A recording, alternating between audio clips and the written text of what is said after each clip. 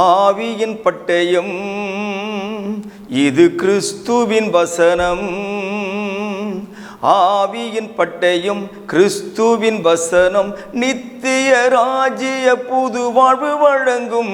ஆவியின் பட்டயம், நித்திய ராஜ்ய புது வாழ்வு வழங்கும். ஆவியின் பட்டயம். Welcome to EKN Bible school. நீர் போதுமே, உம் கிருபை போதுமே.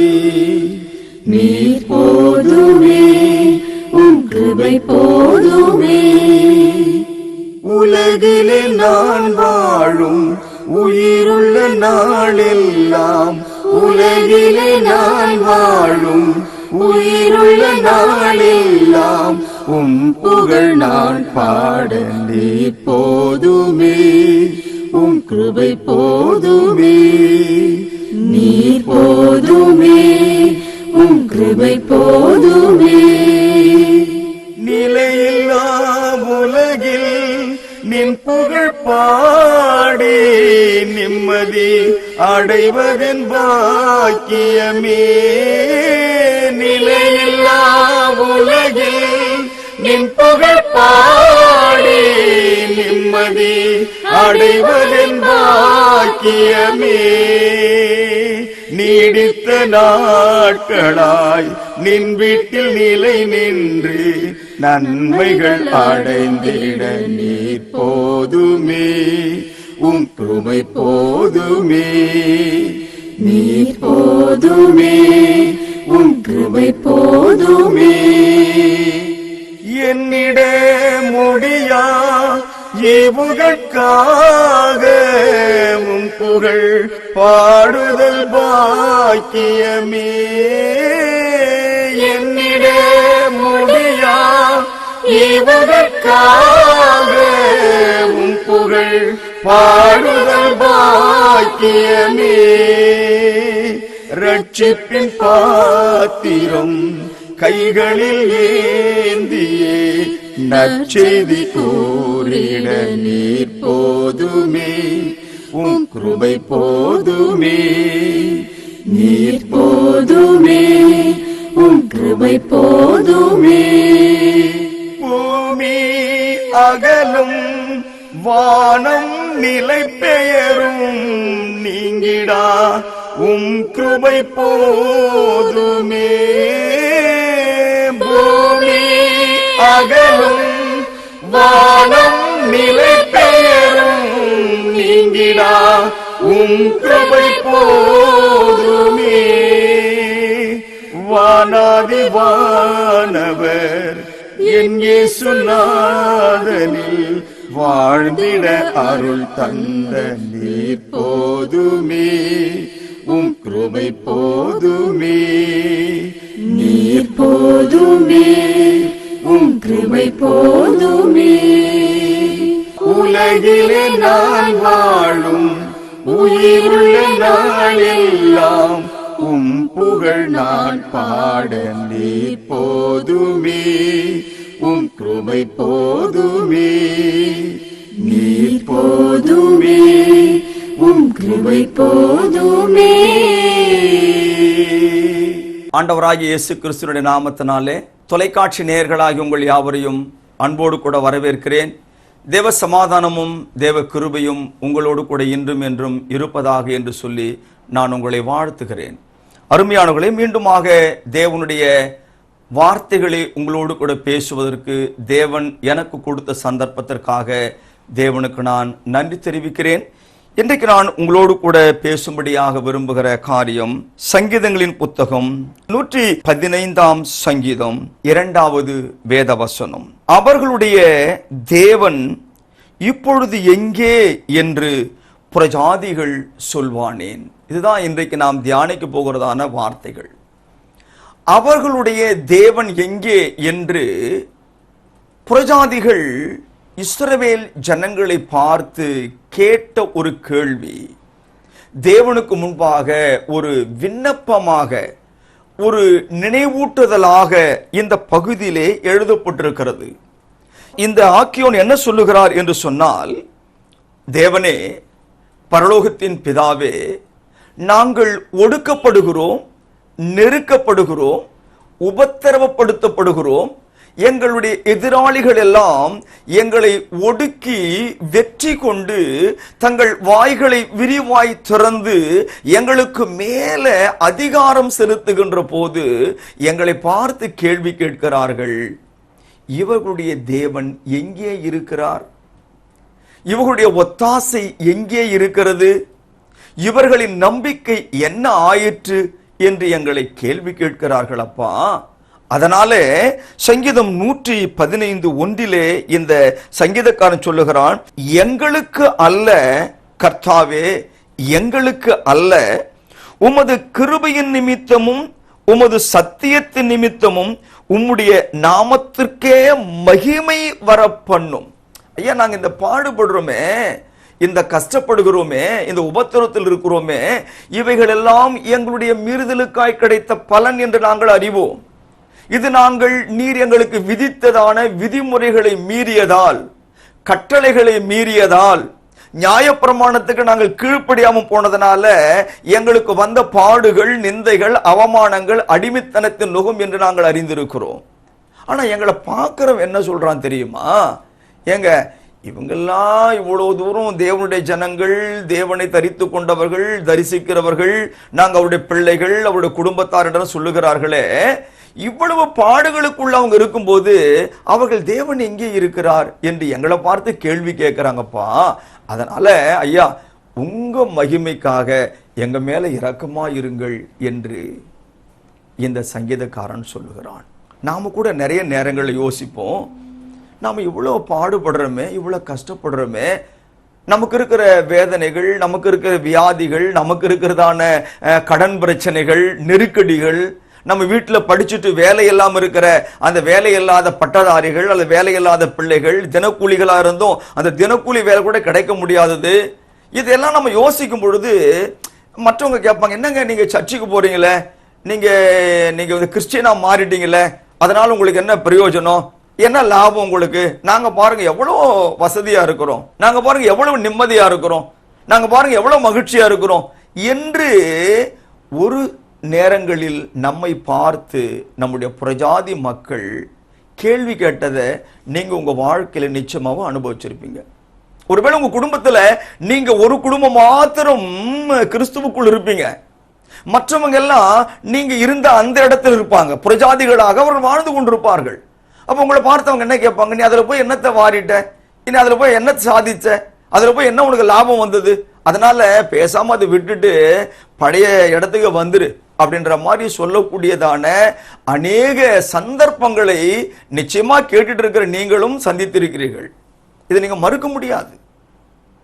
அதனால இந்த சங்கீதக்காரன் சொல்லுகிறான், ஐயா எங்களுக்கு அல்ல கர்த்தாவே, எங்களுக்கு அல்ல, வசனம் சொல்லுகிறது, உமது கிருபையின் நிமித்தமும் உமது சத்தியத்தின் நிமித்தமும் உமது நாமத்திற்கே மகிமை வர பண்ணும் ஐயா, எங்க மேல கொஞ்சம் இரக்கம் பாராட்டுங்கள் என்று சொல்லுகிறார். இதுக்கு 115ஆம் சங்கீதத்தினுடைய 3வது வசனம் என்ன சொல்லுது? நம்முடைய தேவன் பரலோகத்தில் இருக்கிறார், தமக்கு சித்தமான யாவையும் செய்கிறார். இந்த நம்பிக்கை தான் கொஞ்சம் இங்கே நமக்கு ஒரு பாடத்தை கற்றுக் கொடுக்க விரும்புகிறது. இது பிரஜாதி மக்கள் என்ன பேசுறாங்க, இங்க பாருங்க, எங்கள் நம்பிக்கை, எங்களுடைய வேண்டுதல் என்பது நாங்க தொடர இடத்தில் இருக்கு, நாங்க பார்க்கிற இடத்தில் இருக்கு. இந்த சங்கீதம் அந்த அழகான வார்த்தைகளை உச்சரிக்கிறது. நாங்கள் அதை தொடுவோம், நாங்கள் அதை பார்ப்போம், நாங்கள் அதோட நேருக்கு நேர் நின்று பேசுவோம். ஆனால் உங்களால் அப்படி செய்ய முடியுமா? உங்களால் அப்படி பேச முடியுமா? உங்கள் தேவன் எங்கே இருக்கிறார், உங்கள் கடவுள் எங்கே இருக்கிறார் என்ற ஒரு கேள்வியை அவர்கள் முன்வைக்கும் பொழுது, நாங்க பக்கமா இருக்குதுங்க, பக்கமா போய் பார்த்துட்டு வரோம், எங்க வீட்லயும் வச்சுட்டு இருக்கிறோம், நாங்க எங்க வீட்டுல இருக்கிறதே நாங்க பார்த்து பேசிட்டு இருக்கிறோம் அப்படின்னு சொல்லும் பொழுது வேதம் சொல்லுகிறது, தேவன் சொல்லுகிறார், அவர்கள் எதை நம்புகிறார்களோ அதனால் அவர்களுக்கு எந்த விதமான பிரயோஜனமும் கிடையாது, எந்த விதமான ஆசீர்வாதமும் கிடையாது, நன்மையும் கிடையாது.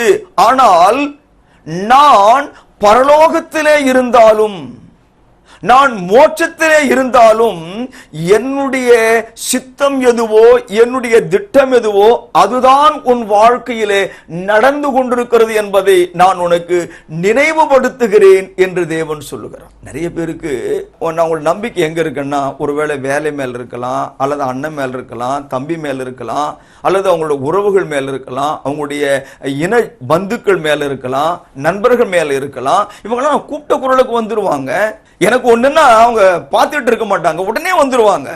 இங்கே வேதத்திலே தேவன் சொல்லுகிறார், நான் பரலோகத்தில் இருந்தாலும் நான் உங்களுக்கு ஒரு வசனத்தை நினைவுபடுத்த விரும்புகிறேன். 115ஆம் சங்கீதத்தினுடைய 11ஆம் வசனம் சொல்லுகிறது, கர்த்தருக்கு பயப்படுகிறவர்களே கர்த்தரை நம்புங்கள், அவரே அவர்களுக்கு துணையும் அவர்களுக்கு கேடகமுமாய் இருக்கிறார் என்று சொல்லப்படுகிறது.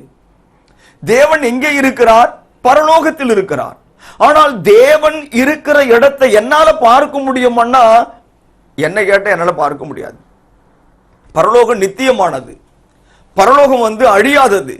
ஆகவே காணப்படாதவைகள் நித்தியமானவைகள் என்று சொல்லி 2 கொரிந்தியர் 4ஆம் அதிகாரம் 18ஆம் வசனத்தை சொல்லப்படுகிறதுனாலே, என்னால காண முடியாத ஓர் இடத்திலே என் தேவன் வாசமாய் இருக்கிறார் என்பதை நம்புகிற நானும் நீங்களும், அவர் அங்கே இருந்தாலும் கூட நான் அவருக்கு பயப்படுகிற பயத்தின் வழியாக, அவர் மேல் வைத்திருக்கிற நம்பிக்கையின் வழியாக, தேவன் என்னுடைய கேடகம், தேவன் என்னுடைய துணை, தேவன் என்னுடைய அடைக்கலமாய் இருக்கிறார் என்று தேவாதி தேவன் அருமையான நேயர்களே இந்த நாளில் உங்களை பார்த்து பேசுகிறார். உங்களுக்கு எனக்கு இந்த செய்தி அவர் கொடுக்கிறார். எப்படி பார்க்கிறேன்னா, இப்ப நீங்க ஒரு இடத்துல வேலை செய்றீங்கன்னு வச்சுக்கலாமே.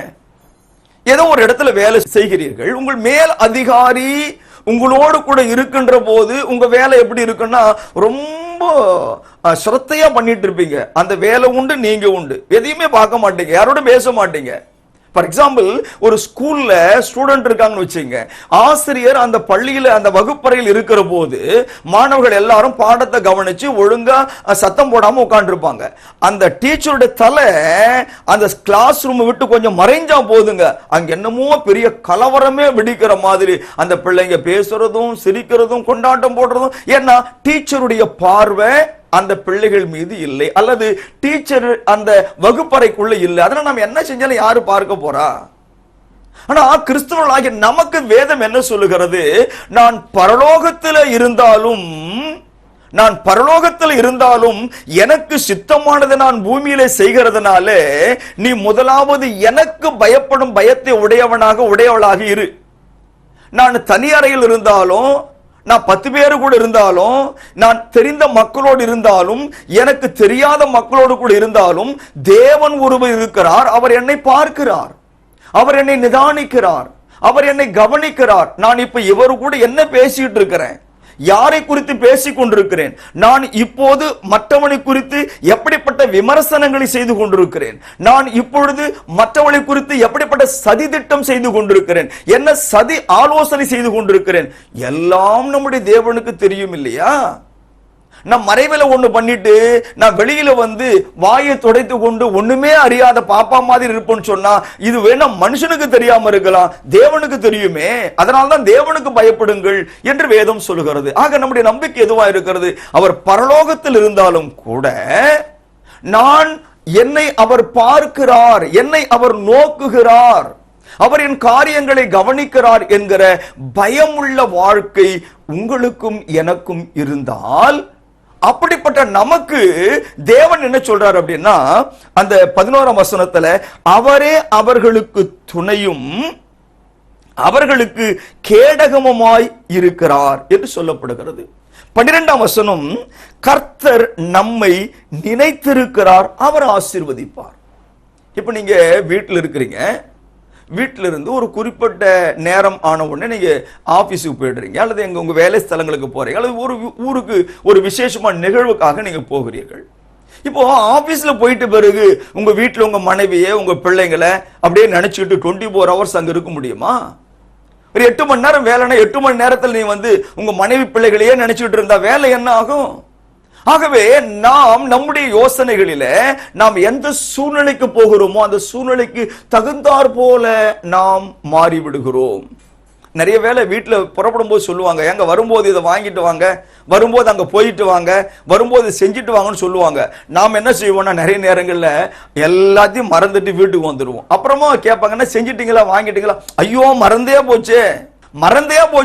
நாம இருக்கிற அந்த ஒரு சில மணித்துளிகளிலேயே நம்முடைய குடும்பத்தை, நமது பிள்ளைகளை, நமது உற்றார் உறவினரை, நம்மை நேசிக்கிறவர்களை மறந்து போகிறோம். ஆனால் நம்முடைய தேவன் பரலோகத்தில் இருக்கிறார். வசனம் 12 சொல்லுகிறது, கர்த்தர் நம்மை நினைத்திருக்கிறார், அவர் ஆசீர்வதிப்பார். நான் நினைச்சு என்னையா பண்ண போறேன் உங்களுக்கு? நீங்க என்னை நினைத்து என்ன பண்ண முடியும் உங்களால? உங்கள் கஷ்டங்களில், உங்கள் பாடுகளில், உங்கள் பிரச்சனைகளில், உங்கள் உபத்திரவத்தில், உங்கள் வியாதியில், உங்கள் கண்ணீரில், உங்கள் கடன் பிரச்சனையில், உங்கள் நெருக்கங்களில், உங்களுடைய மன அழுத்தங்களில் நம்முடைய தேவாதி தேவன் உங்களை நினைக்கிறார் என்கிற எண்ணம், விசுவாசம் உங்களுக்கு உண்டாயிருக்குமானால், கர்த்தருக்கு பயப்படுகிற பயம் உங்களுக்கு உண்டாயிருக்குமானால், வேதம் சொல்லுகிறது அவர்தான் உங்களை ஆசீர்வதிக்கிறவர். தேவ ஆசீர்வாதங்கள் வேண்டுமா? தேவன் உங்களை உயர்த்த வேண்டும் என்று நீங்கள் விரும்புகிறீர்களா? இப்ப இருக்கிற பாடுகள் இருந்து நீங்கள் விடுதலையாக வேண்டும் என்று விரும்புகிறீர்களா? அவர் உங்களை நினைத்தால் மாத்திரமே ஆசீர்வாதங்கள் வருமே ஒழிய, மற்றவங்களாம் நினைச்சா வாய்ப்பு இருந்தா பண்ணுவாங்க, வாய்ப்பு இல்லாட்டி கை கழுவிடுவாங்க. என்ன பண்றதுங்க? சாரி, அந்த ஒரு வார்த்தை போதும், மன்னிச்சிருங்க, சாரி, என்னால முடியல.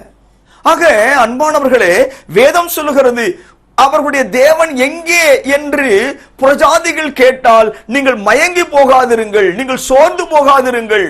நம்முடைய தேவனுக்கு பயப்படுகிற பயத்தை எப்பொழுதும் உங்கள் பொக்கிஷமாக, உங்கள் அரணாய் நீங்கள் வைத்துக் கொள்ளுங்கள். எதையான பேசுறதுக்கு முன்னால 10 முறை யோசிங்க, அந்த வார்த்தைக்கு நான் தேவனுக்கு பதில் சொல்ல வேண்டும் அல்லவா? எதிராளியே விரல் நீட்டுறதுக்கு முன்னால 10 முறை யோசிங்க. மற்றவனை குற்றப்படுத்த நீ யார் என்று கேள்வி கேட்கிறாரே, 10 முறை யோசிங்க. தேவனுக்கு பயப்படும் பயத்தை இருதயத்திலே வருவித்துக் கொள்ளுங்கள். சகோதரனே, சகோதரியே, அருமையான நேயர்களே, நம்ம துணிகரமாய் நிறைய காரியங்களை செய்யறோம். அவர் பரலோகத்தில் இருக்கிறாங்க, அவருக்கு என்னங்க தெரிய போகுது? அவர் என்னங்க என்ன கண்டுபிடிச்சிருவாரு? இல்லை. கர்த்தருக்கு பயப்படும் பயம் உனக்குள் இருக்குமானால், கர்த்தர் மீது உனக்கு நம்பிக்கை இருக்குமானால், அவர் உன்னை நினைக்கிறார் என்கிற விசுவாசம் இருக்குமானால், நிச்சயமாகவே அவர்தான் உன் துணை. மற்றவர்கள் எல்லாரும் நிரந்தரமற்ற துணை. கொஞ்ச காலம் இருப்பாங்க கூட, மற்றபடி அவங்களாம் நிரந்தரமா இருப்பாங்கன்னு என்ன கேட்டீங்கன்னா அவங்களுக்கும் அவங்களுடைய வாழ்க்கைக்கும் சம்பந்தம் இல்லை. நேசிப்பொருள் எல்லாம் ஒரு காலத்துல உதறி தள்ளிவிட்டு போகிற காலம்தான் இது. எல்லாருடைய நேசமும் மாயையான ஒரு நேசம். ஆனால் நம்முடைய தேவனுடைய அன்பு இருக்கிறதே அத்தனை ஆசீர்வாதங்களை கொண்டு வரும் என்று சொல்லி தேவனுடைய வார்த்தை போதிக்கிறது.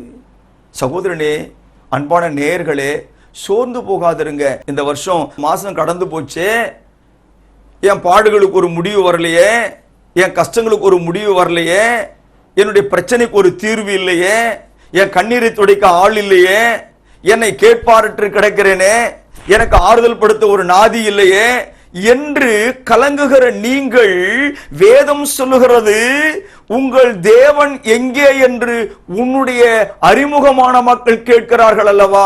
நீ சபைக்கு போறியே, ஜெபம் பண்றியே, பைபிள் படிக்கிறியே, எங்க கூட்டம் வச்சாலும் ஓடி போறியே, ஆனா இதற்கு வாழ்க்கையில முன்னேற்றம் இல்லையே என்று யாராகிலும் கேட்டால் நீங்கள் அவர்களுக்கு பதில் சொல்லுங்கள், எங்கள் தேவன் பரலோகத்தில் இருந்தாலோ என்னுடைய நினைப்பாகவே அவர் இருக்கிறார். இதை கேட்டுக்கொண்டிருக்கிற நீங்கள் யாரா இருந்தாலும் உங்களை குறித்து தேவன் எப்பொழுதும் நினைத்துக் கொண்டே இருக்கிறார். உன்னை வாழ வைக்க, உன்னை உயர்த்த, உன்னை ஆசீர்வதிக்க, உன்னை மேன்மைப்படுத்த, உன்னை விடுவிக்க ஆண்டவர் உன்னை குறித்து யோசித்துக் கொண்டே இருக்கிறார். ஆனால் அவருக்கு பயப்படுகிற பயம் நமக்குள் இருக்கிறதா என்ற கேள்விதான் இங்க நமக்கு முன்னால வருது. அவருக்கு பயப்படும் பயம் நமக்குள் இருக்கிறதா? பக்கத்தில் இருக்கிற அண்ணனை பார்க்காத, தம்பியை பார்க்காத, மாமனை மச்சானை பார்க்காத, உறவுகளை பார்க்காதிருங்கள். மற்ற எந்த தலைவர்களையும் பார்க்காதிருங்கள். தேவனை நோக்கி மாத்தணும் பாருங்கள். ஐயா, என்னுடைய பலவீனம் நமக்கு தெரியும் ஐயா, என் நிமித்தம் அல்ல ஆண்டவரே, உங்க கிருபை நிமித்தமே எனக்கு இறங்கும் ஐயா என்று கெஞ்சுங்கள். அவரில் பயபக்தியோடு கூட வாழ முற்படுங்கள். அன்பான தேவனுடைய பிள்ளைகளே, அடுத்த வசனம் நமக்கு 115ஆம் சங்கீதத்தில் சொல்லுகிறது. 13வது வசனம், கர்த்தருக்கு பயப்படுகிற பெரியோரையும் சிறியோரையும் ஆசீர்வதிப்பார். 11 சொல்றாரு, கர்த்தருக்கு பயப்படுகிறவர்களே கர்த்தரை நம்புங்கள். அப்ப யாரெல்லாம் கர்த்தரை பயத்தோடு கூட நெருங்குகிறார்களோ, கர்த்தரை பயத்தோடு கூட பார்க்கிறார்களோ, கர்த்தரை பயத்தோடு கூட நம்புகிறார்களோ, அவர்கள் பெரியவனா இருந்தாலும் ஆசீர்வாதம், சிறியவனா இருந்தாலும் ஆசீர்வாதம், எஜமானா இருந்தாலும் ஆசீர்வாதம், வேலைக்காரனா இருந்தாலும் ஆசீர்வாதம், கணவனா இருந்தாலும் ஆசீர்வாதம், மனைவியா இருந்தாலும் ஆசீர்வாதம், பெற்றோரா இருந்தாலும் ஆசீர்வாதம், பிள்ளைகளா இருந்தாலும் ஆசீர்வாதம். இதுல ஆசீர்வாதத்தை தேவன் கொடுப்பதற்கு எங்கேயுமே அவர் தடையாக இருக்கவில்லை. நான் உனக்கு தான் ஆசீர்வதிப்பேன், உன்னைதான் மேன்மைப்படுத்துவேன் என்று சொல்லி பழைய ஏற்பாட்டினுடைய காலத்துல ஒரு குறிப்பிட்ட ஜாதிக்கு சொன்னார். அப்படி கிடையாது. இப்ப தேவனை நேசிக்கிறவர்கள் யாராக இருந்தாலும் கிறிஸ்துவுக்குள் இருக்கிற தமது மக்களை அவர் உயர்த்துவதிலே சுத்தமாயிருக்கிறார். அன்பான நேயர்களே, நீங்கள் ஆணா இருக்கிறீர்களா பெண்ணா இருக்கிறீர்களா என்பது இங்கே கேள்வி அல்ல. நீங்கள் தகப்பனா அல்லது மகனா என்பது கேள்வி அல்ல. தேவனுக்கு பயப்படுகிற பயம் உங்களுக்குள் இருக்கிறதா? பரலோகத்திலே வாசம் பண்ணுகிறவர் உனது நினைப்பாகவே இருக்கிறார். உனக்கு விரோதமாய் எது எழுந்தாலும், உனக்கு விரோதமாக எந்த ஆயுதங்கள் உன்னை எதிர்கொண்டு நின்றாலும், தேவனுடைய அரண், தேவனுடைய கோட்டை, தேவனுடைய மதில், அவரது பாதுகாப்பு, அவருடைய பராமரிப்பு, அவருடைய ஆசீர்வாதம் இன்றும் என்றும் சதா காலமும் உனக்கு உண்டு என்று சொல்லி நம்முடைய தேவாதி தேவன் மிக அழகாய் சொல்லுகிறார். மீண்டும் அந்த வசனத்திற்கு நாம் திரும்புவோம். கர்த்தருக்கு பயப்படுகிற பெரியோரையும் சிறியோரையும் ஆசீர்வதிப்பார். 14ஆம் வசனம், கர்த்தர் உங்களையும் உங்கள் பிள்ளைகளையும் வர்த்திக்க பண்ணுவார். உங்க குடும்பம் விருத்தி அடையும். உங்க பிள்ளைகள் வாழ்வின் மேல் வாழ்வு அடைவார்கள். உங்கள் பிள்ளைகள் பலத்தின் மேல் பலன் அடைவார்கள். இதுக்காக நீங்க ஒன்றும் செய்ய வேண்டாம். என் பிள்ளைக்கு சொத்து சேர்த்து வைக்கணும், நான் வீடு வாங்கி வைக்கணும், நான் நிலபுலன் வாங்கி வைக்கணும், கவலைப்படாதிருங்கள். உங்கள் பிள்ளைகளுக்கு நீங்கள் கர்த்தருக்கு பயந்து அந்த பயத்தை உங்கள் பிள்ளைகளுக்கு கற்றுத்தாருங்கள். நீங்கள் கர்த்தருக்கு பயந்து அந்த பயத்தை உங்கள் பிள்ளைகளும் பற்றி கொள்ளும்படியாக அந்த பயமுள்ள வாழ்க்கை ஏற்படுத்திக் கொடுங்கள். உங்களை ஆசீர்வதிக்கிற தேவன் இப்பொழுது வளர்ந்து வருகிற உங்கள் பிள்ளைகளையும் ஆசீர்வதிப்பார் அல்லவா? உங்களை உயர்த்துகிற தேவன் உங்கள் பிள்ளைகளையும் உயர்த்துவார் அல்லவா? உங்களை வர்த்திக்க செய்கிற தேவன் உங்கள் பிள்ளைகளையும் வர்த்திக்க செய்வார் அல்லவா? இதுக்கு அடிப்படை தேவை என்ன? தேவனுக்கு பயப்படுகிற பயம். அதாவது நிறைய பேர் என்ன யோசிக்கிறாங்கன்னா, அவர் என்ன பார்த்துட்டா இருக்கிறாரு, அவர் என்ன கேட்டுட்டா இருக்கிறாரு, அவர் என்ன இதெல்லாம் கண்டுக்குவா போறாரு, அவர் என்ன இதெல்லாம் தெரிய போதா? தேவன் பரலோகத்தில் இருந்தாலும் உன் நினைப்பா இருக்கிறாரு, உன்னை யோசித்து பார்க்கிறார். அவர் உன்னுடைய அசைவுகள் எல்லாம் நோக்கி பார்க்கிறது. அவருக்கு மறைவானது ஒன்றுமே கிடையாது. நீ அவருக்கு முன்னாடி நிர்வாணியா இருக்கிறாய். நீ பேசினாலும் தெரியும், நீ பார்த்தாலும் தெரியும், நீ உட்கார்ந்தாலும் தெரியும், நீ எழுந்தாலும் தெரியும். ஆகவே அவருக்கு முன்பாக நாம் மாய்மாலமாய் வாழ முடியாது. மனுஷனுக்கு முன்னால வேணா மாயமாலமா வாழலாம், அவருக்கு முன்பாக நாம் மாயமாலமாக வாழ முடியாது. தேவன் நம்மை நேசிக்கிறார், தேவன் நம்மை ஆசீர்வதிக்க விரும்புகிறார். அவருக்கு பயப்படும் பயத்தை காத்துக் கொள்ளுங்கள். தேவன் உங்களை ஆசீர்வதிப்பாராக. நாம் ஜெபம் செய்வோம். எங்களை நேசிக்கிற நல்ல பிதாவே, இந்த வார்த்தைகளால் நீர் எங்களை திடப்படுத்தினதற்காக உமக்கு நன்றி சொல்லுகிறேன். இந்த செய்திகளை கேட்ட ஒவ்வொருவரையும் தேவன் ஆசீர்வதிக்க வேண்டும் என்று மன்றாடுகிறேன். இயேசு கிறிஸ்துவை தரித்துக் கொண்டிருக்கிற உமது பிள்ளைகள் உமக்கு பயப்படும் பயத்தை உடையவர்களாக வாழ அவர்கள் இருதயத்திலே தேவனுக்கு பயப்படும் பயத்தை நீர் வைக்க வேண்டும் என்று செபிக்கிறேன். பாடுகளுக்கு மத்தியிலே, பிரச்சனைகளுக்கு மத்தியிலே, கண்ணீருக்கு மத்தியிலே, வியாதிகளுக்கு மத்தியிலே தகப்பனே, உம்முடைய நாமத்தை அறிந்தவர்கள் எங்கள் ஆண்டவர் இயேசு கிறிஸ்துவின் வழியாக உம்மை தொழுது கொண்டு வருகிற மக்கள் யாராயிலும் தகப்பனே அவர்களை பார்த்து கேள்வி கேட்பது உண்டானால், எங்கள் தேவனே உமது கிருபையின்படி அப்படிப்பட்ட நெருக்கத்தில் உள்ள மக்களை விடுவித்து உயர்த்தி ஆசீர்வதித்து மேன்மைப்படுத்தி உமது நாமத்தை நீர் மகிமைப்படுத்திக் கொள்ள வேண்டும் என்று மீட்பராயிருக்கிற இயேசு கிறிஸ்துவின் நாமத்தில் மன்றாடி ஜெபிக்கிறேன் நல்ல பிதாவே, ஆமேன். தேவ சமாதானம் உங்களோடு கூட இருப்பதாக. இந்த நிகழ்ச்சியை தொடர்ந்து நீங்கள் பார்த்து வருவதற்காக நான் மிகுந்த மகிழ்ச்சி அடைகிறேன். இந்த நிகழ்ச்சியை குறித்து என்னோடு நீங்கள் தொடர்ந்து கருத்துக்களை பரிமாறி வருவதற்காகவும், இந்த நிகழ்ச்சியின் மூலமாக நீங்கள் பெற்ற ஆசீர்வாதங்களை என்னோடு பகிர்ந்து கொள்வதற்காகவும் தேவனுக்கு நான் நன்றி சொல்லுகிறேன்.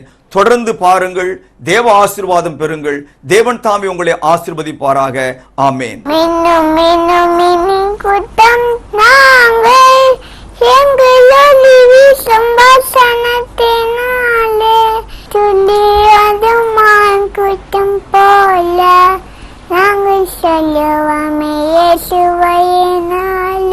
எங்கள் சபையின் ஆராதனை நேரங்கள்: ஞாயிறு தொழுகை செனாய் நகர் காலை 8 மணி முதல் 9:30 மணி வரை, ரெடில்ஸ் காலை 6 மணி முதல் 7:30 மணி வரை.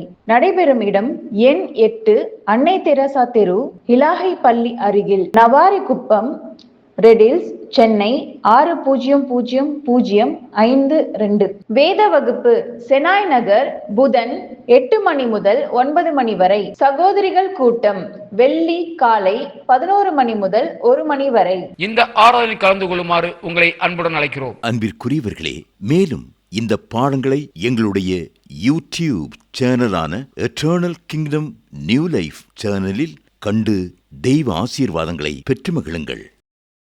கிறிஸ்துவின் சபையார் உங்களை வாழ்த்துகிறார்கள்.